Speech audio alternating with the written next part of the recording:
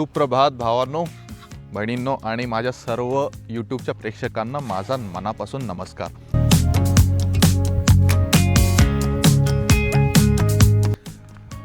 माझं नाव आहे संस्मित आणि आज आहे तारीख 21 जुलै 2025 आणि आजच्या दिवशी आहे माझा वाढदिवस.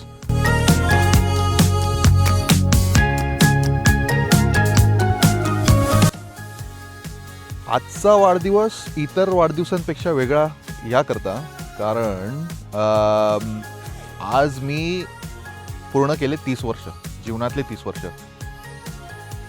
बरं, तर व्हिडिओमध्ये पुढे जाण्याच्या अगोदर मी तुम्हाला सांगू इच्छितो की माझं संस्मित गणवे नावाने एक यूट्यूबवरती दुसरं चॅनलसुद्धा आहे, ज्यावरती मी अगोदर काही व्हिडिओज अपलोड केलेले आहेत. ते इंग्रजी भाषेमध्ये आहेत, तिथेसुद्धा नक्की भेट द्या. आणि आजचा जो व्लॉग असेल तो मराठीमध्ये असणार आहे, कारण आज मराठीमध्येच व्लॉग झाला पाहिजे.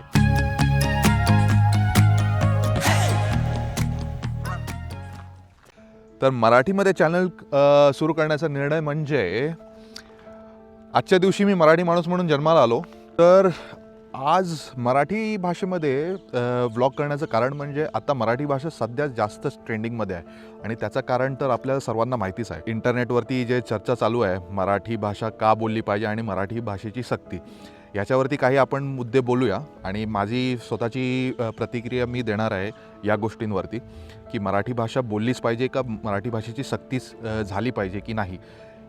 तर ह्याच्यावरती आपण या गोष्टीवरती आपण थोडे बोलूया. तर राहतो UK मराठी भाषेबद्दल माझी स्वतःची प्रतिक्रिया देणं हे माझं हक्क आहे, कारण मी स्वतः एक महाराष्ट्रातला मुलगा आहे. तर या गोष्टीवरती बोलण्याचा मुद्दा म्हणजे काय आहे की भरपूर लोक जे आहेत महाराष्ट्रामध्ये हे स्वतःच्या कामासाठी येतात, स्वतःचं रोजगारासाठी येतात. आता कसं आहे, ह्यावरती माझे 2 पॉईंट आहेत जे मला बोलायचे आहेत. आता ह्याच्यात 2 गोष्टी म्हणजे अशा की तुम्हाला संवाद साधण्यासाठी एका भाषेची गरज आहे की नाही. संवाद साधण्यासाठी भाषेची गरज नाही आहे. संवाद साधण्यासाठी तुम्हाला भाषेपेक्षा जास्त माणुसकीची आणि सहानुभूतीची गरज आहे. आता बोलायचं झालं म्हणजे एखाद्या मुक्या माणसाला तुम्ही कसं सांगणार की तू मराठी बोल, तू हिंदी बोल, तू इंग्रजी बोल, हे पॉसिबल नाही आहे ना.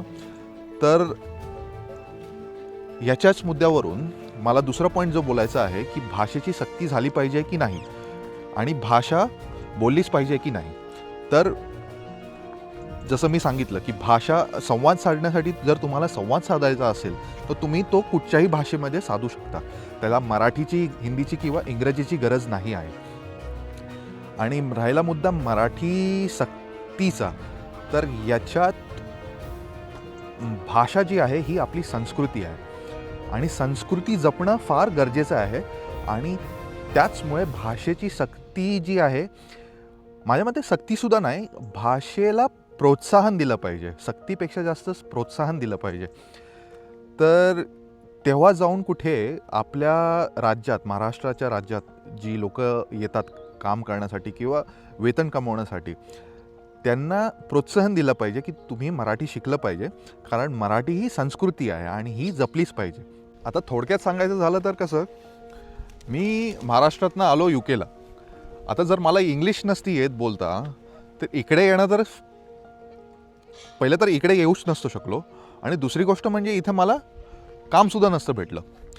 तर माझा फक्त जे लोक बाहेरून जे आपल्या महाराष्ट्रामध्ये किंवा मुंबईमध्ये येतात काम करण्यासाठी, त्यांना फक्त एवढं सांगणं आहे की भाषा जी असते ती एका जागेची संस्कृती असते आणि ती संस्कृती जपणं हे तुमचं कर्तव्य आहे. त्याचमुळे आज मराठी भाषा जी आहे, जे आपले ठाकरे साहेब जे बोलत आहेत की मराठी भाषा बोललीच पाहिजे सगळ्यांनी, आणि त्याचं पाठीमागचं कारण म्हणजे हेच. बरं, तर आज मी चाललो आहे साईबाबा मंदिरामध्ये, जे इथे लंडनच्या साईबाबा मंदिरामध्ये, जे ईस्ट हॅमला आहे. मी राहतो बार्किंगला आणि बार्किंगपासून ईस्ट हॅम आहे जवळजवळ 10-15 मिनटावरती. आणि मी आत्ता जस्ट आलो होतो ह्या पार्कमध्ये, मेयर्सब्रुक पार्क बोलतात त्याला. हा जो पार्क आहे हा अगदी माझ्या घरापासून 5 मिनटं चालणीवरती आहे. बरं, तर मी आज चाललो आहे वाढदिवसानिमित्त पहिली दिवसाची सुरुवात म्हणजे मंदिरापासून करण्याची. आणि ती सुरुवात म्हणजे साईबाबा मंदिराच्या दर्शनापासून. आता मी जिथे राहतो तिथपासून साईबाबांचं मंदिर जवळजवळ 10 ते 15 मिनटाच्या अंतरावरती आहे. आता वाजलेत सकाळचे 11 आणि मला पोचेपर्यंत साधारण 11:30 होतील. आणि मंदिर आहे उघडं 1 वाजेपर्यंत.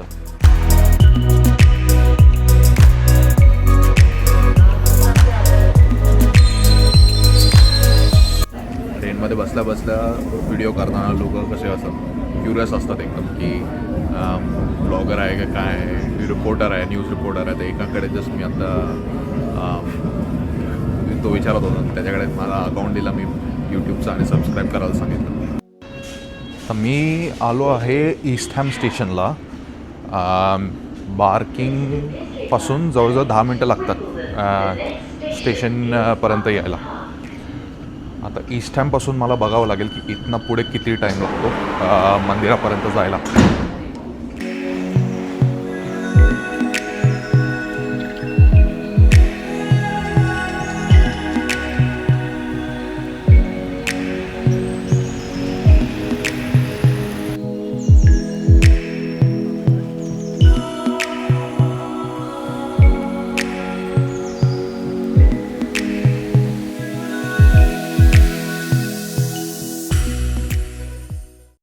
बरं, तर मी अगोदर ठरवलं होतं की साईबाबा मंदिरामध्ये जायचं, पण रस्त्यामध्ये जाता जाता महालक्ष्मी मंदिर इथे भेटलंच आहे, तर मग दर्शन देऊन जाऊया असं मनात आलं.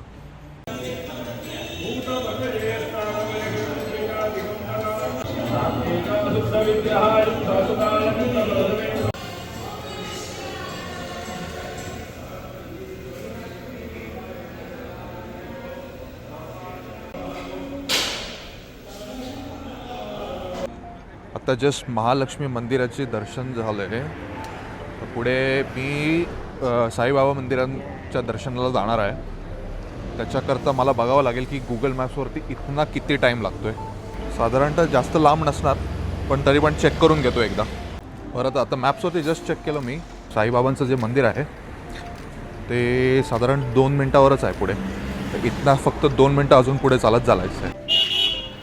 बरं, तर ईस्ट हॅमची खासियत म्हणजे ही आहे की ईस्ट हॅममध्ये आपली एशियन कम्युनिटी फार राहते लंडनमध्ये. तर ईस्ट हॅममध्ये इंडियन्स आणि जी साऊथ इंडियन कम्युनिटी आहे ही फार जास्त आहे. तर त्यामुळे तुम्हाला भरपूर अशी दुकानं इथे दिसतील जे इंडियन विक्रेत्यांचे आहेत. आणि इंडियन सामान तर भरपूरच भेटून जाईल इथे. जर माझ्या पाठीमागे तुम्हाला दिसत असेल सगळे हार. हे जे तुम्हाला समोर रेस्टॉरंट दिसतंय हे आहे सर्वनाना भवन. तर मला माहिती नाही किती लोकांना माहिती आहे, हे रेस्टॉरंट फार जगप्रसिद्ध आहे. आणि इथे लोक फार वेगवेगळ्या ठिकाणी येऊन खायला येतात. आणि सर्वनाना भवन ही इंडियामधली चेन आहे, खूप फेमस चेन आहे रेस्टॉरंटची. ती आता लंडनमध्ये सुद्धा आहे. तर आणि इकडे स्पेशल फार लोक लांबून येतात जेवण वगैरे खाण्यासाठी. मगाशी चालता चालता माझं लक्ष नव्हतं गेलो कॅमेरामध्ये बोलता बोलता, पण साईबाबांचं मंदिर समोरच होतं रस्त्याला. आणि हे अगदी सर्वनाना भवनच्या अगदी एकदम बाजूला आहे. तर हे आहे साईबाबांचं इथे मंदिर, छोटंसं आहे.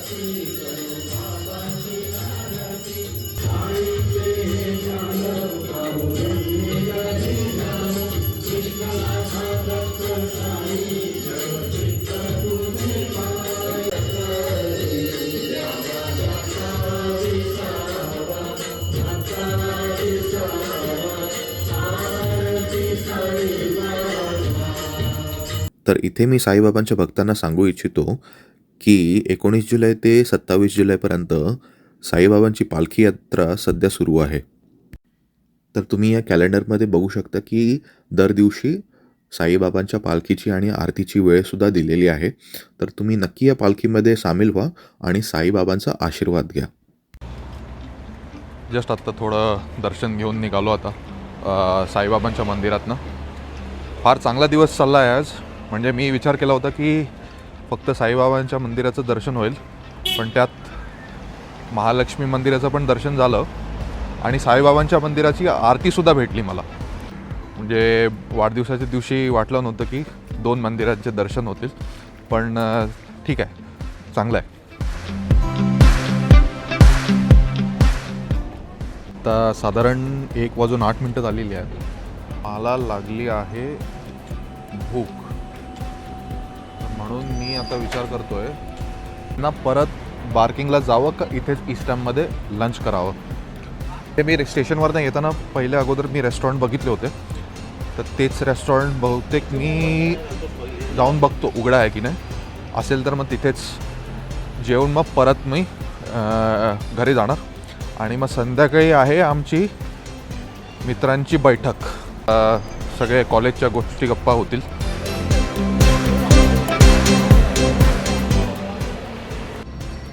बरं, तर व्हिडिओमध्ये पुढे जाण्या अगोदर एक फक्त छोटा रिमाइंडर देऊ इच्छितो. प्लीज लाईक आणि सबस्क्राईब करा चॅनलला. म्हणजे असंच तुम्ही मला प्रोत्साहित करत राहाल नवीन नवीन व्हिडिओ बनवण्यासाठी, आणि तुम्हाला नवीन नवीन व्हिडिओ भेटत राहतील या चॅनलवरती. माझं अजून एक चॅनल आहे संस्मित गणवे, त्यावरही नक्की भेट द्या. तिथेसुद्धा मी इंग्रजी भाषेत नवीन व्हिडिओ टाकत राहतो.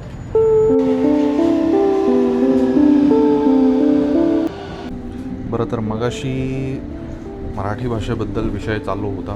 तर त्यात मला असं बोलायचं होतं की मी महाराष्ट्रातला मुलगा असून मी इतर राज्यांमध्ये सुद्धा भारतात काम केलेलं आहे आणि आता आलो आहे परदेशात. तर मी 3 वर्ष कलकत्त्याला होतो, वेस्ट बेंगॉलला, आणि 2.5 वर्ष जवळजवळ गोव्यामध्ये होतो. तर त्यावेळीसुद्धा मला असं कोणी जबरदस्तीने फोर्स नव्हतं केलं होतं की बाबा तुला बंगाली आलीच पाहिजे तरच तू इथे काम करशील, किंवा तुला कोकणी बोलता आलीच पाहिजे तर तू गोव्यामध्ये काम करशील. अशी सक्ती नव्हती माझ्यावरती, कारण लोक खूप चांगली होती. आणि सगळ्या राज्यांमध्ये आहेत ना लोक जेव्हा चांगली असतात ना तेव्हा काम करायला खूप मजा येते. आणि देवाच्या नशिबाने मला जिथे जिथे मी काम केलेलं आहे तिथे मला कायम चांगली लोकं भेटलेली आहेत माझ्याबरोबर काम करणारी. त्याच्यामुळे हा भाषेचा प्रॉब्लेम मला कधीच इतर राज्यांमध्ये आला नाही. आता जर कोणी आपल्या महाराष्ट्रामध्ये काम करायला येत असेल तर त्यांनासुद्धा आपण प्रेमाची वागणूक दिली पाहिजे हीच इच्छा आहे. की कोणी आपल्या राज्यामध्ये जर येत असेल काम करण्यासाठी तर त्याला प्रेमाची वागणूक देऊन त्यांना मराठी शिकण्याचं प्रोत्साहन दिलं पाहिजे. परत त्यांना मारून थोबाडीत मारून मराठी बोल याच्या पाठीमागचा हेतू काय आहे मला कळलं नाही. तर लोकांनी थोडं माणुसकी आणि सहानुभूतीने थोडं काम घेतलं पाहिजे ह्या गोष्टींमध्ये.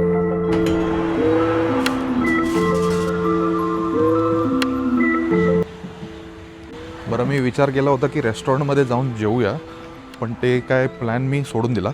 कारण झालं आहे असं की मला इंस्टाग्राम, फेसबुक आणि व्हॉट्सॲपवरती इतके मेसेजेस येत आहेत ना, आणि कोणालाही रिप्लाय करायला वेळ नाही भेटत आहे. तर मी निवांत घरी जाऊन स्वतःच काहीतरी बनवतो आणि मग सगळ्यांना रिप्लाय करतो एक.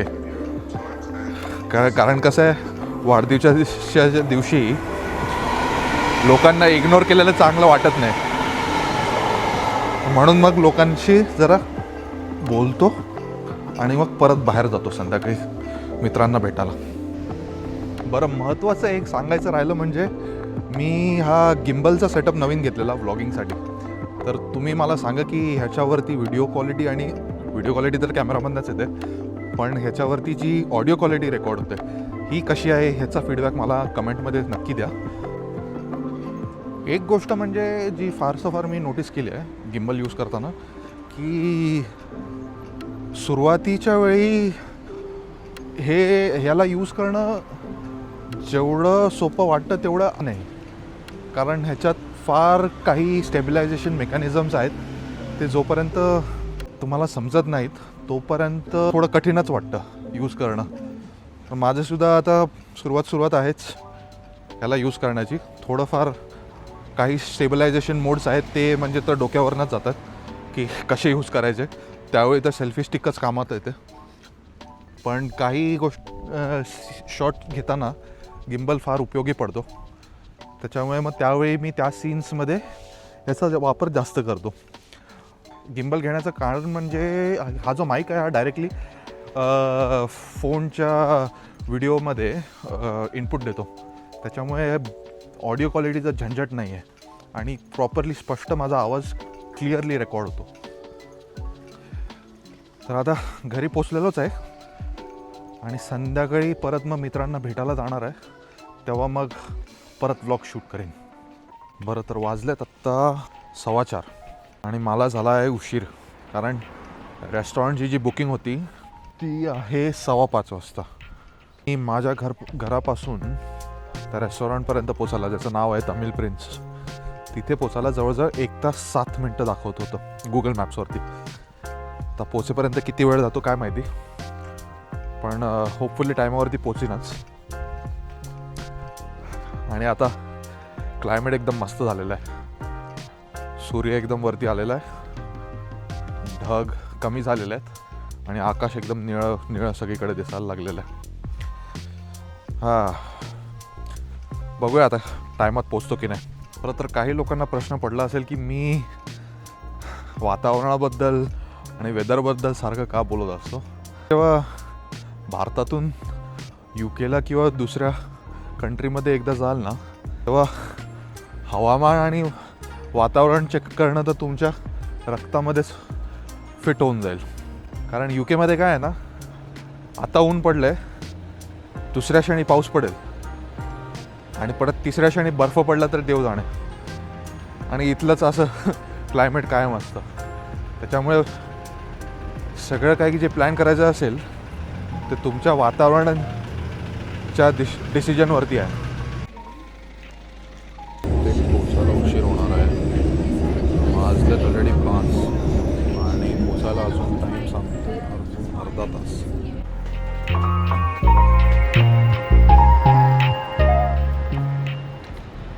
जसं एक्सपेक्ट करत होतो त्याचप्रमाणे जसं मी बोललो होतो, बघा ढग आलेले आहेत आणि पाऊस सुरू झालेला आहे. तर नशिबाने मला इथे थोडं बिल्डिंग खाली एक शेड भेटले, त्याच्यामध्ये मी खाली बसून खाली थांबून आता बघतोय इथनं बस कोणती पकडायची आहे.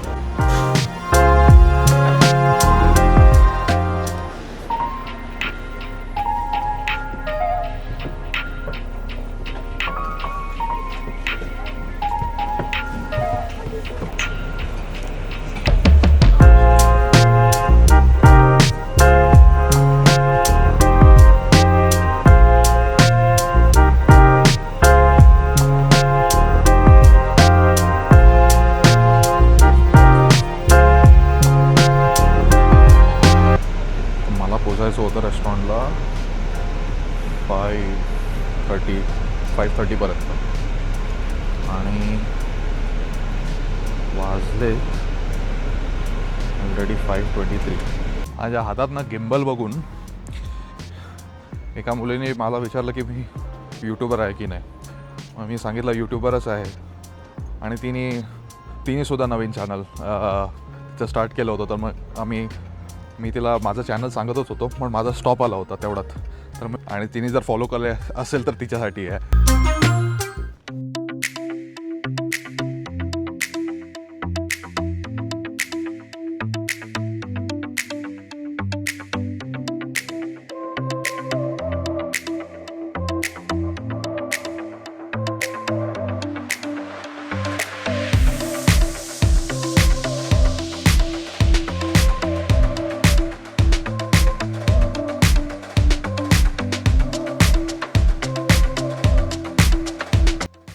तर तामिळ प्रिन्स हे रेस्टॉरंट जे आहे हे लंडनच्या हॅकनी एरियामध्ये येतं आणि जर तुम्ही ह्या एरियामध्ये असाल तर तामिळ प्रिन्स रेस्टॉरंटला नक्की भेट द्या. जेवण अगदी अतिउत्तम दर्जाचं आहे. म्हणजे जे काही आम्ही मागवलं होतं फर्स्ट क्लास, अगदी एकदम टेस्टी आणि पोट भरेपर्यंत जेवलो होतो आम्ही. हा आमचा सिल्वर सर्व्हिस एक्सपर्ट.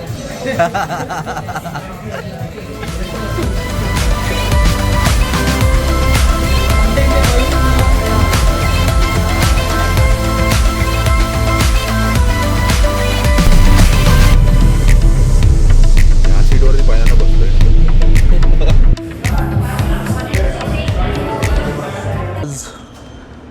सर्व मित्रांचा भेटण्याचा कार्यक्रम झाला.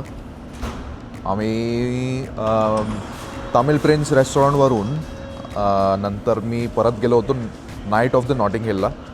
जे मला अगोदरपासून फॉलो करत आहेत आणि ज्यांनी अगोदरचा व्हिडिओ बघितलेला आहे माझ्या संस्मित गणवे या चॅनलवरती, त्यांना माहीत असेल की नाईट ऑफ द नॉटिंग हिलवरती आम्ही एकदा भेटलो होतो, मी आणि चिन्मय आणि बाकीची माझी जे मित्रमंडळ आहे. तर आम्ही सगळे आज परत नाईट ऑफ द नॉटिंग हिलला गेलो होतो तामिळ प्रिन्सवरून. तिकडे काही थोड्या गप्पा गोष्टी करून आज आता परत मी रात्री निघालो आहे परत. तर आता वाजलेत रात्रीचे 11:30. म्हणजे घरी नाही पोचलो, घराला अजून 10 मिनटं लागतील पोचायला.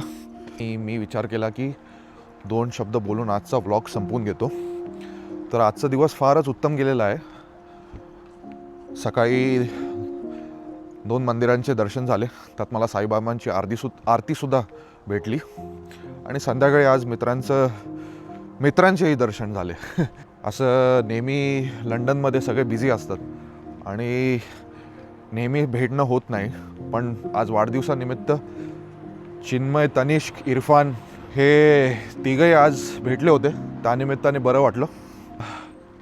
अशी जे लोक घरापासून लांब राहतात त्यांना ही गोष्ट माहिती असते की आपण घरापासून लांब आहोत, आईवडिलांपासून लांब आहोत. तर मित्रांची संगत हीच आपली खरी संगत असते. ही मित्रांची संगत आहे मला लंडनमध्ये जी भेटली आहे ती फार चांगली आहे. आपले सगळे मराठी मंडळच आहे. ते माझी UK जर्नी सुरुवात झाल्यापासून माझ्याबरोबर आहेत आणि कायम राहिले आहेत. तर पुढे आपण UKमध्ये असू नसू, पण आपली भेट कायम होत राहील. त्याबरोबरच आजचा व्लॉग मी संपवून घेतो आणि चॅनलला लाईक आणि सबस्क्राईब करायला विसरू नका, कारण पुढेही असेच व्लॉग नवीन येत राहतील. बरं, तर पुढचा व्लॉग जो असणार आहे तो असणार आहे आता मी मँचेस्टरला गेल्यावरती, आणि तो जाईल माझ्या दुसऱ्या चॅनलवरती. तो आहे संस्मित गणवे म्हणून. तर त्या चॅनललाही भेट द्या आणि तिथेही सबस्क्राईब करा, कारण तो व्लॉग असणार आहे इंग्रजी भाषेत. कारण मी मँचेस्टरला जाणार आहे टेस्ट क्रिकेटची मॅच बघायला Day 1. तोपर्यंत टाटा, बाय बाय आणि शुभरात्री.